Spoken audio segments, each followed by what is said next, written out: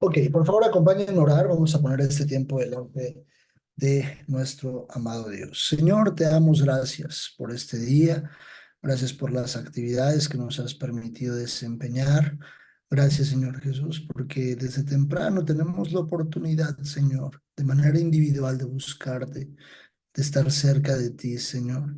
Es un anhelo en nuestras vidas, el cumplimiento, Señor, de lo que dice tu palabra, que un día nos veremos contigo cara a cara. Te pedimos, Dios, que mientras eso sucede, nosotros caminemos en obediencia, caminemos buscándote. Pon en nuestra vida, en nuestro corazón, un anhelo mucho, mucho más profundo de vivir honrando y glorificando tu nombre. Ponemos esta clase, Señor, en tus manos. Te pedimos que tú nos hables, que tú nos dirijas, Señor, que obres en nuestras vidas por medio de este tiempo, en el nombre de Jesús. Gracias te damos, Padre, por la vida de mis hermanos que han dispuesto su tiempo y un espacio para buscarte a ti. Te damos gracias, Padre, por todo, en el nombre de nuestro Salvador Jesús. Amén y amén. Bien, excelente. La semana pasada pudimos ver en la clase la importancia o iniciar a ver la importancia de tener líderes buenos en el reino y en todo el contexto y en el concepto de ser buenos. La Biblia dice, bueno, solo el Padre, pero de tener un buen enfoque y de ser los líderes que nuestra familia y nuestro entorno está pidiendo. Pudimos evaluar el caso de la sustitución entre Saúl y David posteriormente. Y seguiremos viendo este punto de la importancia de tener buenos líderes. Algo importante es la influencia que nosotros imprimimos hacia las personas. Hoy en nuestras vidas estamos nosotros rodeados de diferentes generaciones, generaciones adelante o generaciones atrás de nosotros. Y debemos de desempeñarnos e imprimir muy bien el liderazgo y de manera correcta, enfocándolo de manera adecuada a cada una de las diferentes generaciones. No es exactamente la misma forma en la que yo tengo que trabajar para influir en una persona de generaciones tal vez avanzadas a un servidor y de una persona de generaciones tal vez que vienen un poco más atrás que un servidor. No es lo mismo en el que yo voy a ver o en la misma forma en la que yo voy a trabajar con una persona de 12 a 15 años que incluso una persona de 25 a los 30 años. Un chavo que a lo mejor ya terminó de estudiar, terminó su licenciatura y está enfocado en un proyecto de formar una familia o de acuerdo a los anhelos que Dios le haya dado en el corazón. Pero también tengo que tener muy bien el conocimiento para ser de influencia y tener toda la capacidad para influir en las personas que tienen dos o tres generaciones tal vez adelante de la mía. Cuando Dios ha levantado a un líder, es un líder que va a impactar todas las generaciones, no solamente la generación que está funcionando en ese tiempo, sino las que van más adelante, pero también las demás atrás. La influencia es la habilidad que puede mostrar una persona o grupo o a una situación particular. Por supuesto, hablamos de gracia e inspiración de Dios hacia las personas y el hecho de que una persona pueda tocar el corazón de un hombre, si un hombre puede tocar el corazón de Dios, de tal forma que Dios obre porque ve algo correcto en ese hombre. Algo que va a ayudar mucho a la influencia son los resultados. De repente en algunos lugares todavía es muy común que se escuche esa frase decir, no voy a la iglesia o no vayas a la iglesia y porque pues, tú vas a buscar a Dios, vas a ver a Dios, no vas a ver un hombre. Eso es una realidad. El centro del formato eclesiástico como hoy lo conocemos, que es nuestra iglesia, el centro es nuestro Dios, por supuesto. Pero si nosotros nos quedamos con esa frase, le restamos peso a la influencia que debe tener una persona.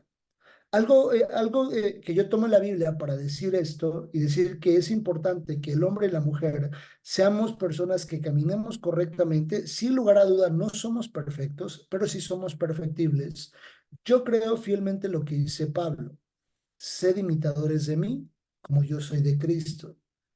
Cuando Pablo dice eso, quita y echa abajo completamente esa frase de decir, ve a la iglesia solo a buscar a Dios y no al hombre. Por supuesto, pero el hombre tiene una capacidad impresionante de influenciar ante otras personas. Eso quiere decir que nuestra vida debe de generar hambre. Algo que yo les mencionaba es que el liderazgo no debe de ser un liderazgo que genere un impacto en las generaciones, pero como lo había en el tiempo de Jesús, un liderazgo de conquista, sino un liderazgo de servicio. Las personas que nos rodean deben de anhelar a Dios por lo que ven de Dios en nuestras vidas. Que nuestra propia vida genere tal influencia que les provoquemos hambre a las personas. Decir, ay, yo quisiera hablar como ese hombre. Mira cómo habla y de verdad se expresa y habla la Biblia y de su boca salen muchas cosas con sabiduría, de su boca salen cosas de conocimiento, es un hombre prudente, la forma en la que se conduce es correcta. Nuestra vida tiene que provocar hambre a las generaciones que hay en nuestro entorno. Nuestra vida no debería ser una vida que genere un impacto de látigo o de conquista hacia las generaciones, es decir, ponte a orar o ya oraste, tienes que orar, por ejemplo, los padres a los hijos, no te veo orar, no te veo orar y no te veo orar y ahí está la Biblia y no sé qué, sino que el que nuestras generaciones que vienen hacia atrás se impacten por lo que pueden ver en nosotros, que nuestra propia familia tenga hambre de orar porque nos ve orar a nosotros, porque ve que nosotros somos personas que oramos. La influencia en otros determina qué tan buen líder eres o qué tan buen líder puede ser esa persona. Nosotros no deberíamos de ser piedra de tropiezo. La Biblia dice en Mateo 18 que más le vale a una persona ponerse una rueda de molino de asno en la cabeza y echarse al fondo del mar que ser un instrumento de tropiezo para otros.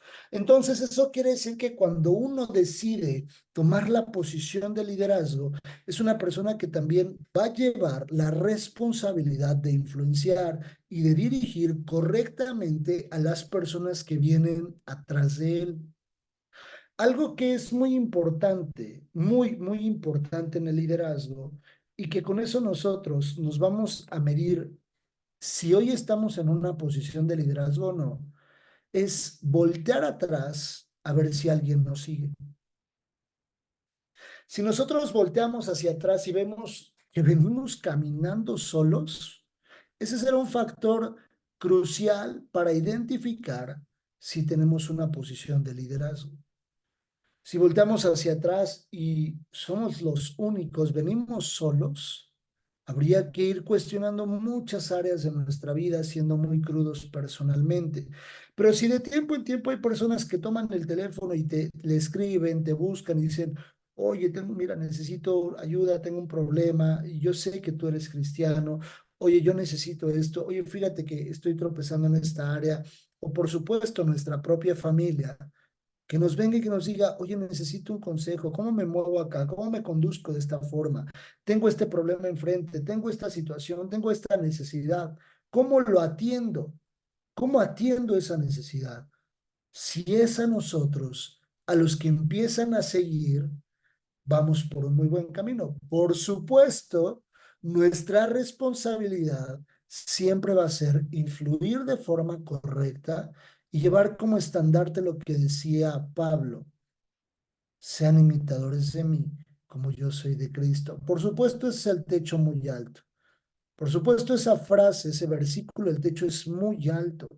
No es algo como que digamos a la ligera, ¿no? No es como que nos paremos allá afuera y digamos, síganme a mí porque, imítenme a mí porque yo imito a Cristo. Es un versículo de mucho temor a Dios, porque deberíamos de tener en el corazón y siempre caminar con eso, decir, hoy, por ejemplo, hoy, meditar en el día de hoy. La capacidad que Dios me dio en todos los sentidos y todo lo que yo pude ejecutar en este día, podría yo pararme enfrente de alguien y decirle, por cómo viví hoy, por lo que hoy viví y por cómo viví hoy, sé imitador de mí como yo soy imitador de Cristo. Podríamos tener esa capacidad hoy, solamente no de nuestra vida en general, del día de hoy, solo del día de hoy, decirle a alguien, quiero ser tal influencia para ti que tú me imites a mí, que cada paso que tú veas que doy, la forma en la que me conduzco, la forma en la que hablo, la forma en la que pienso, la forma en la que actúo, que seas exactamente igual. O nosotros incluso le diríamos, ni se te ocurre imitarme. No me vayas a imitar, carnal. Así con esas palabras. Ni se te ocurra pasar por el mismo lugar donde pasé hoy, hablar y actuar como lo hice hoy, brother, porque yo no soy la persona indicada. El liderazgo, el liderazgo nos va a llevar a eso. Hay una frase que yo tengo y que yo siempre lo digo, no sé por qué así lo creo. Yo creo que un alumno no aprende a ser buen alumno hasta que es maestro.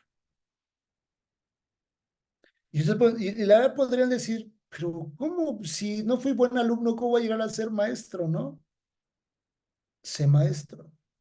Porque en la medida de que yo en verdad me siento a estudiar para dar una clase, me siento a escudriñar, por ejemplo, hablando de una clase de teología, la Biblia para compartir con ustedes una clase, y me meto con Dios, y en la medida de que yo busco una respuesta de Dios y yo le digo a Dios, háblanos, enséñanos, entonces yo le voy a dar todo el valor a una clase.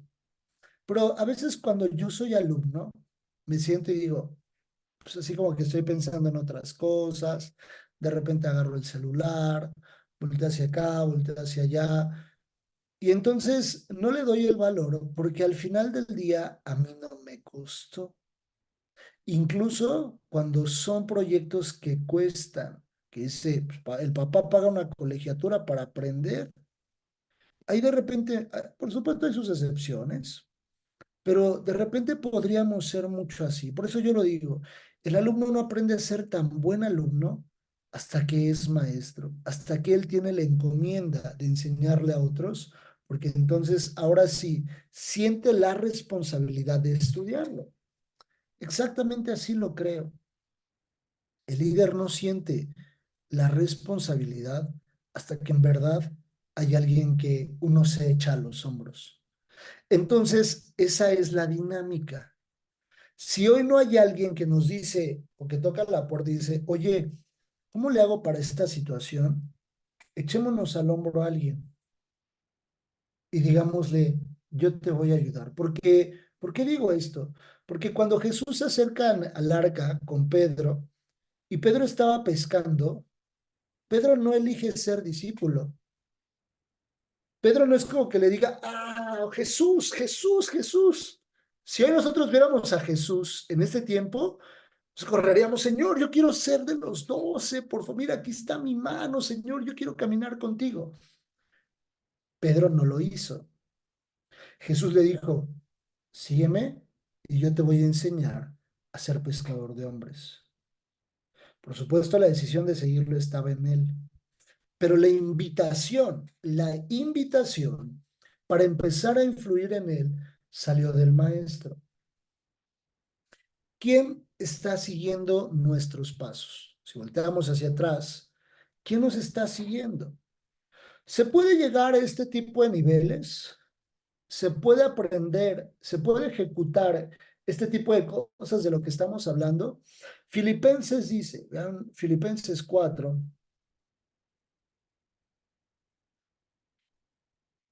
versos 8 y 9.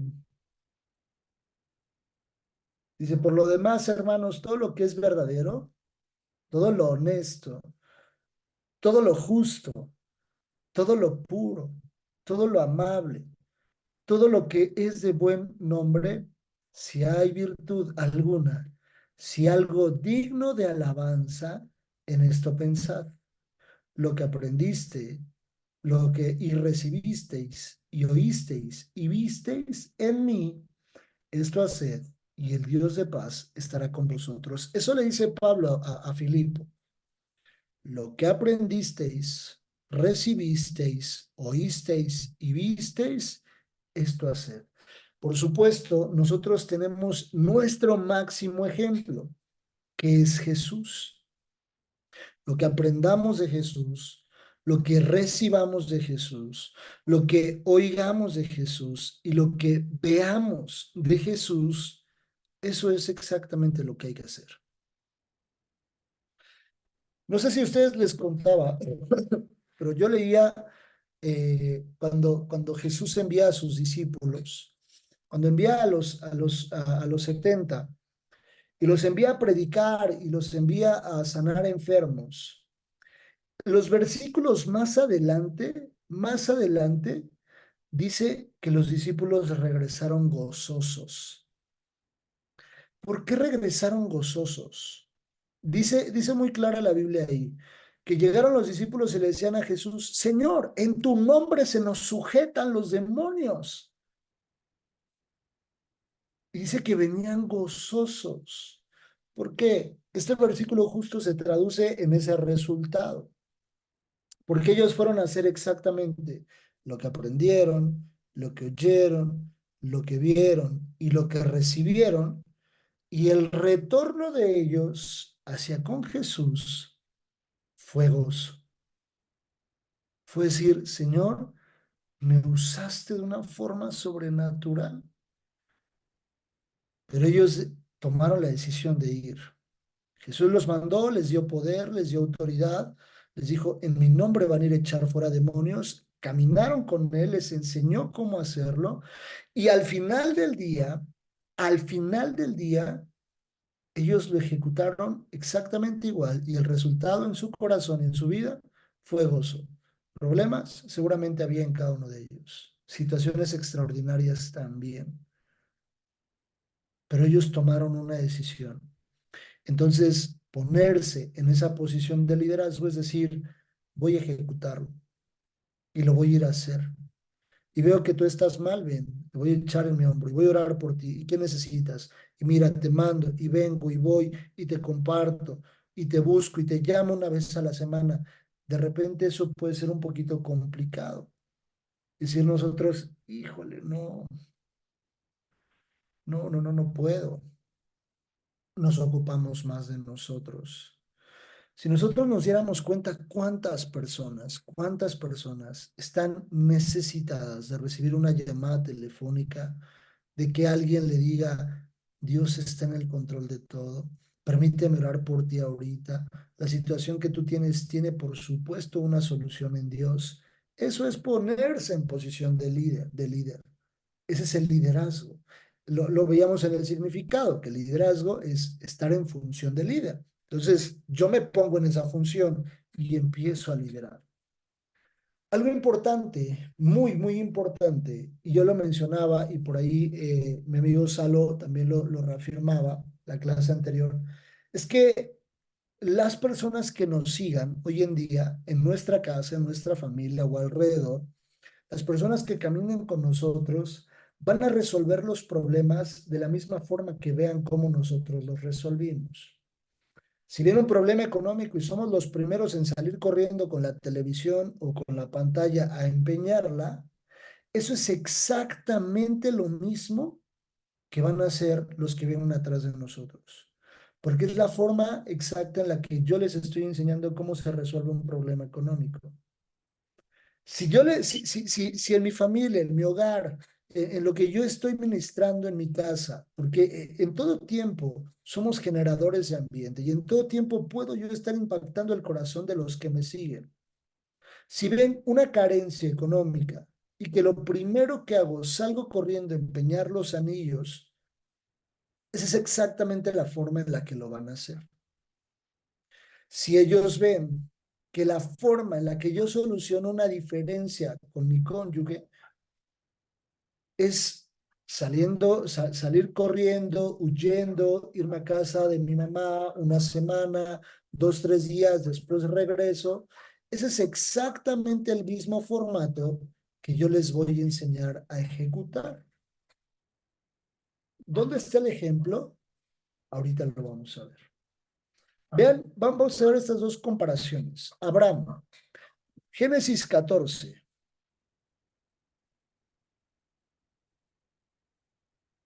Veamos el liderazgo de estos dos hombres. Génesis 14, a partir del verso 11.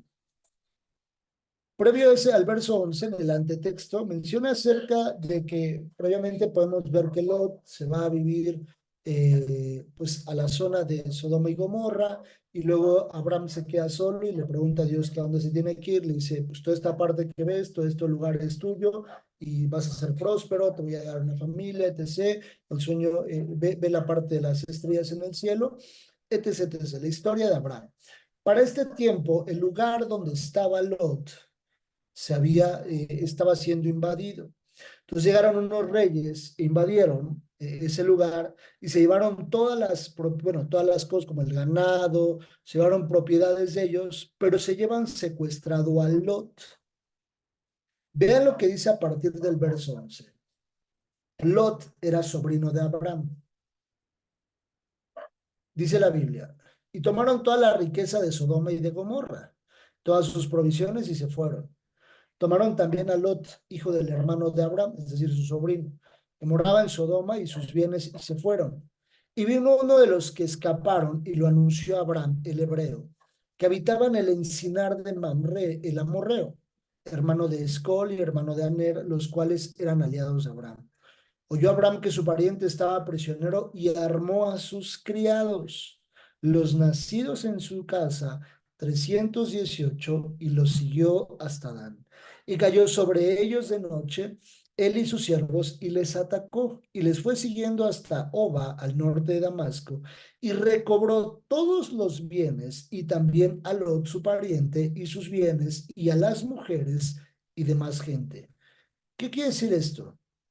Ante la necesidad de que el sobrino estaba secuestrado, Abraham tenía una capacidad de influencia impresionante. ¿Por qué? Porque las personas que lo siguen no eran un ejército. Ellos iban a ir a enfrentar a un ejército. Los que siguen a Abraham, ¿quiénes son? Sus criados. Dice ahí, oyó Abraham que estaba su pariente prisionero y armó a sus criados, los nacidos en su casa, 318, y los siguió hasta Dan. Criados, hombres y mujeres, o hombres posiblemente, que no tenían tal vez conocimientos en temas de guerra, que no eran un ejército, que no eran hombres de guerra. Ante la necesidad que hubo en un pariente de Abraham, los criados dijeron, sí, señor, vamos contigo. Y vamos a hacerlo de la mejor forma, de tal suerte que Lot se regrese con todos sus bienes y todo lo que podamos recuperar de todo lo que se llevaron estos reyes.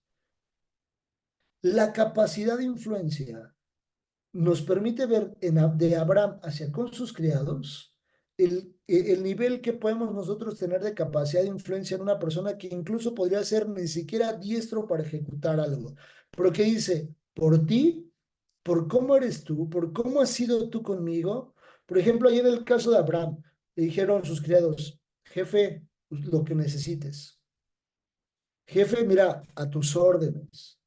Yo no sé agarrar este armamento, ni siquiera sé cómo funciona esto, pero mira, por todo lo que has hecho por mí, por todo lo que has hecho por mi familia, mi jefe, a sus órdenes. La capacidad de influencia de Abraham en unos criados que no está, los criados sabían tal vez ordeñar las vacas, cuidar el ganado, llevar, no sé, a las ovejitas a pastar, tal vez hacer ejecuciones ahí dentro de la casa de Abraham, cualquier otra cosa, pero no eran hombres de guerra. Salieron a la guerra por la capacidad de influencia que tuvo Abraham. Y no dice como que se le resistieron, porque la Biblia no se lo reservaría y la Biblia diría, y entonces los criados le dijeron, ay Señor, ¿cómo le vamos a hacer si nosotros no sabemos? Y entonces Abraham les dijo, vamos, Dios va con nosotros. No dice eso. Dice, los armó y salieron a batalla. Fueron y se trajeron al sobrino por la influencia que tenía Abraham en cada uno de ellos. Por eso vemos lo que dice en estas referencias de versículos. Abraham era un hombre justo. La justicia que imprimía Abraham le había dado la capacidad de ser un hombre de tal forma influyente, porque era un hombre justo. O sea, tú ganaste esto, te pago esto, ejecutaste esto, este es tu resultado. Te voy a bendecir por esto. Era un hombre justo, veía necesidad y los ayudaba. Aparte, Abraham era un hombre muy rico, tenía mucho dinero Abraham, mucho ganado. El siguiente caso, donde es importante evaluar nosotros, evaluar nosotros la influencia que vamos a tener. La forma en la que nosotros hoy resolvamos el cómo se derriba un gigante será exactamente la misma forma en la que van a derribar los gigantes, los que vienen atrás de nosotros. Lo vimos la semana pasada, primer libro de Samuel, capítulo 17. Primer libro de Samuel 17. Verso 40 dice, y tomó su callado en su mano y escogió 5 piedras lisas del arroyo y las puso en el saco pastoril, en el zurrón que traía, y tomó su honda en su mano y se fue hacia el filisteo. Y el filisteo venía andando, acercándose a David y su escudero delante de él. Y cuando el filisteo miró y vio a David, le tuvo en poco, porque era muchacho y rubio y de hermoso parecer. Y dijo el filisteo a David, ¿soy yo perro para que vengas a mí con palos? Y maldijo a David por sus dioses. Dijo luego el filisteo a David, ven a mí y daré tu carne a las aves del cielo y a las bestias del campo. Entonces dijo David al filisteo, tú vienes a mí con espada y con lanza y jabalina, mas yo vengo a ti en el nombre de Jehová de los ejércitos, el Dios de los escuadrones de Israel, a quien tú has provocado. Jehová te entregará hoy en mi mano, y yo te venceré y te cortaré la cabeza, y daré hoy los cuerpos de los filisteos a las aves del cielo y a las bestias de la tierra, y toda la tierra sabrá que hay Dios en Israel. Y sabrá toda esta congregación que Jehová nos salva con espada y con lanza, porque de Jehová es la batalla, y él os entregará en nuestras manos. La historia la conocemos. Pero David, David no llevaba cinco piedras para ver con cuál le daba. David no tenía muchas opciones. Si David fallaba la primera, David podía haber muerto. David solo tenía una opción. Las 4 piedras restantes era un acto profético de lo que le dejaría a las generaciones que venían atrás de él de cómo se derribaba un gigante. Por eso los versículos que vamos a leer ahorita dicen que se venía un gigante enfrente de ellos y su gente no se quedó escondido abajo de la cama, como lo veíamos con Saúl, sino que dice que le hicieron frente y derribaron al gigante. Segundo libro de Samuel, capítulo 21. Segundo libro de Samuel 21, versos 15 al 17. Volvieron los filisteos, los mismos, a hacer la guerra a Israel, y descendió David y sus siervos con él y pelearon con los filisteos, y David se cansó, ya estaban sus años. Isbi Benob, uno de los descendientes de los gigantes, cuya lanza pesaba 300 ciclos de bronce y quien estaba ceñido con una espada nueva, trató de matar a David. Mas Abisai, hijo de Sarbia, llegó en su ayuda e hirió al filisteo y lo mató. Entonces los hombres de David le juraron diciendo, nunca más de aquí en adelante saldrás con nosotros a la batalla, no sea que apagues la lámpara de Israel. Primer gigante. Segundo gigante, verso 18. Otra segunda guerra hubo después en Gob contra los filisteos. Entonces Sibecai Usatita mató a Saf, que era uno de los descendientes de los gigantes, segundo gigante. Verso 19. Hubo otra vez guerra en Gob contra los filisteos, en la cual Elanán, hijo de Jare Oregim, de Belén, mató a Goliat Geteo, el asta de cuya lanza era como el rodillo de un telar. Después hubo tercer gigante. Después hubo otra guerra en Gat, donde había un hombre de gran estatura, el cual tenía 12 dedos en las manos y otros 12 en los pies, 24 por todos. También era descendiente de los gigantes. Este desafió a Israel y lo mató Jonatán, hijo de Simea, hermano de David. Estos cuatro eran descendientes de los gigantes en Gad, los cuales cayeron por mano de David y por mano de sus siervos. La misma forma que David les enseñó en atacar a un gigante es la forma en la que ellos lo hicieron. No hubo uno que se echara a correr y que se metiera abajo de la cama a decir, ¿y ahora qué hacemos?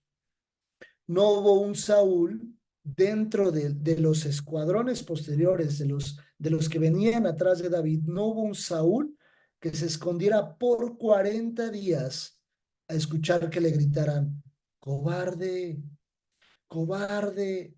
David les enseñó cómo se derriba un gigante. Esa es exactamente la función del líder.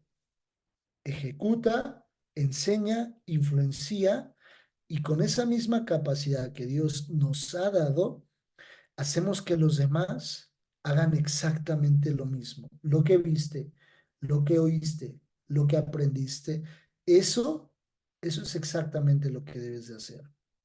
Y nomás para cerrar, como conclusión, Lucas 22.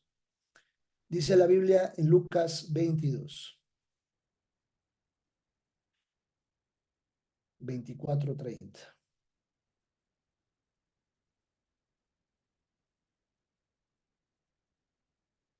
Hubo también entre ellos una disputa sobre quién de ellos sería el mayor. Pero él les dijo, los reyes de las naciones se enseñorean de ellas, y los que sobre ellas tienen autoridad son llamados bienhechores. Mas no así vosotros, sino sea el mayor entre vosotros como el más joven, y el que dirige como el que sirve. Porque, ¿cuál es mayor? ¿El que se sienta a la mesa o el que sirve? No es el que se sienta a la mesa, mas yo estoy entre vosotros como el que sirve. Pero vosotros sois los que habéis permanecido conmigo en mis pruebas. Yo pues os asigno un reino como mi Padre me lo asignó a mí, para que comáis y bebáis a mi mesa en mi reino y os sentéis en tronos juzgando a las 12 tribus de Israel. El que quiere ser el primero tiene que ser el servidor de todos. Mateo 18. Este es el resumen de la primera unidad. Mateo 18, 6 al 9. Y cualquiera que haga tropezar a alguno de estos pequeños que creen en mí, mejor le fuere que se colgase al cuello una piedra de molino de asno y que se lo hundiese en lo profundo del mar. Hay del mundo por los tropiezos, porque es necesario que vengan tropiezos. Pero hay de aquel hombre por quien viene el tropiezo. Por tanto, si tu mano o tu pie es ocasión de caer, córtalo y échalo. Mejor te es centrar en la vida cojo o manco que teniendo dos manos o dos pies ser echado en el fuego eterno. Y si tu ojo te es ocasión de caer, sácalo y échalo de ti. Mejor te es centrar con un solo ojo en la vida que teniendo dos ojos ser echado en el infierno de fuego. Finalmente, algo que yo les mencionaba, la capacidad que tenemos de poder hacer caer a alguien o de poder hacer a alguien que siga creciendo. Mateo capítulo 5, verso 14 al 16. Vosotros sois la luz del mundo. Una ciudad asentada sobre un monte no se puede esconder, ni se enciende una luz y se pone debajo de un almud, sino sobre el candelero y alumbra a todos los que están en casa. Así alumbre vuestra luz delante de los hombres, para que vean vuestras buenas obras y glorifiquen a vuestro Padre que está en los cielos. Ese versículo es bien interesante porque dice, así alumbre vuestra luz delante de los hombres. La influencia, la capacidad de influir en otros, ¿por medio de qué? Para que vean vuestras buenas obras y glorifiquen a vuestro Padre que está en los cielos. Si alguien dice, solo vea a Dios, no veas al hombre, por supuesto, el hombre pierde ahí responsabilidad. Pero la Biblia dice que tú eres luz y que los demás deben de ver tus obras para glorificar al Padre. La capacidad de influir. Juan 12, 26. Dice la Biblia en Juan 12:26. Si alguno me sirve, sígame, y donde yo estuviere, allí también estará mi servidor.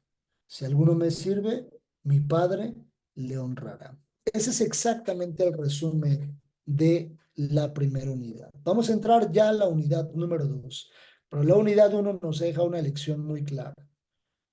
El liderazgo que debemos de fungir es un liderazgo de servicio, pero también un liderazgo donde no sabemos que el que quiere ser el primero tiene que ser el último y el servidor de todos. Influencia, la importancia de tener buenos líderes en el reino, cómo vamos a influir hacia las nuevas y hacia las generaciones que van hacia adelante de nosotros. Hasta aquí la clase, no sé si alguien quiere comentar algo, tiene alguna duda, algún comentario, ¿todo está claro? ¿Todo bien? Excelente. Por favor, acompáñenme a dar gracias a Dios por su palabra. Señor, te damos gracias. Gracias porque nos permites sentarnos, Señor, y nos haces responsables, Dios. Gracias, Señor Jesús, porque tú hiciste la obra en la cruz, porque tú ya fuiste a la cruz por nosotros para darnos libertad, para darnos vida junto a ti, Señor. Solo permite que el papel que nos toca, Señor, realizar en la tierra, lo hagamos siempre agradable delante de ti. Te pedimos perdón por nuestros errores. Te pedimos perdón, Señor, por esas fallas que tal vez hemos cometido. Porque tal vez alguna vez pudiéramos sido piedra de tropiezo para alguien más. Perdónanos, Señor. A partir de hoy, queremos imprimir un liderazgo de servicio. Hombres y mujeres de reino, Señor, que agraden e impacten tu corazón. Te entregamos esta clase dándote a ti toda la honra, toda la gloria y toda la alabanza. En el nombre de nuestro Salvador Jesús. Amén y amén. Que Dios les bendiga. Un fuerte abrazo. Bonita semana para todos. Cuídense mucho, por favor. Chao, chao.